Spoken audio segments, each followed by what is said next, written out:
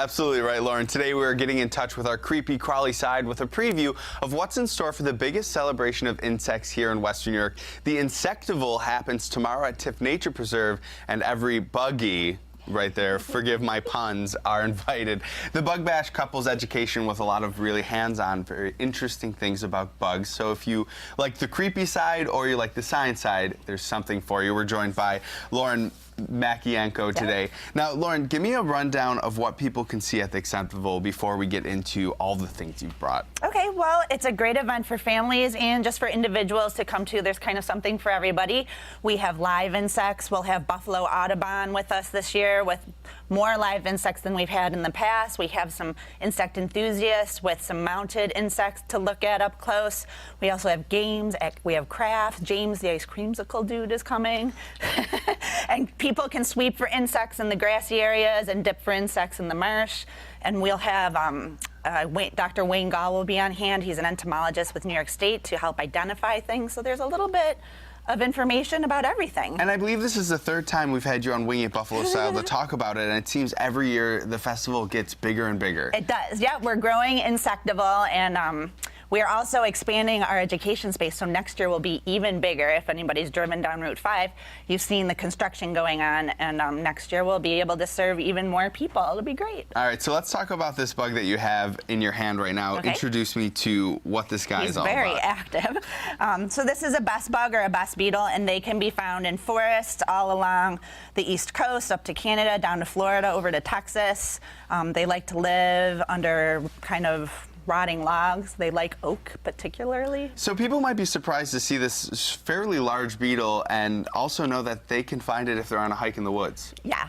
I know, it is really big. I mean, when I first saw one, I was like, well, that's a pretty big beetle for this area, because we are in Western New York not used to very large beetles where you can find things in other areas of the world. And we're very thankful that we're not used to very large insects. Now, another case that we have open right now are these very interestingly colored beetles. Tell me a little bit about these two. So those are blue death feigning beetles, and they actually kind of fake death when it like not attacked, but just threatened.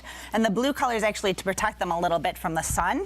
And they can be found in Southwest United States and desert areas. And then we have two other cases which are not open right now. One, because our friend over in this case is on top of the lid, so we can't get to her. I might be able to flip her. You want to take my bug? I'll take the bug. Okay.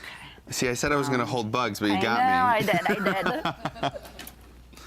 So tell me what... She is a budwing mantis, and they can be found in parts of Africa, Ethiopia, and in areas like that, related to our praying mantis, which you can find around here. But we found that in trying to handle her, she's a little bit aggressive, and so we didn't want to. So we're just going to keep her right in her case. Yeah. She can stay right there. And so here is what we would call an egg sac or an uthaka for mantis species. All right, so I want to change gears because you have some treats that people, if they're brave enough, can experience. Tell me about these, because these are new to this year. Yes, we have had edible insects in the past, but mostly the dried type that are flavored, like dried crickets or mealworms. But this year we decided to take it a step further and make chocolate chirp cookies with roasted crickets and also Rice Krispie treats with roasted mealworms. Now, I have to say this is not part of my normal breakfast routine, so I'm going to skip eating them. But you did bring the packages, and what I thought was really interesting is people kind of use insects as a way to get cheap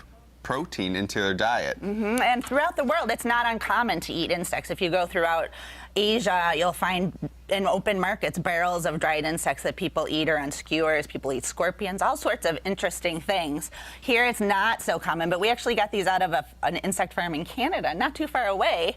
And there is a movement called, I can't remember, entomophagy, of eating insects as a protein source. Well, my parents always said if everyone's doing it, you don't have to do it. So I'm going to take that advice. I want to pull up the panel of all the information because I think this is an event that old, young, science lovers, non-science lovers are all going to love. So tell me a little bit more logistically when it is and where it's happening. Well, it's Insectival, and it's this Saturday, also right across the street from the Paddleboard Fest. So we'll have both going on at the Outer Harbor this weekend, Saturday, July 12th from 10 a.m. to 2 p.m. Our 10 a.m. slot is filling quickly, but we still have a 12 p.m. slot to register for as well, which you can do at the website at sciencebuff.org. It is $5 per person, and Buffalo Museum of Science members receive a 10% 10% discount. All right, well, thank you so much for bringing all of this cool stuff to talk about right now.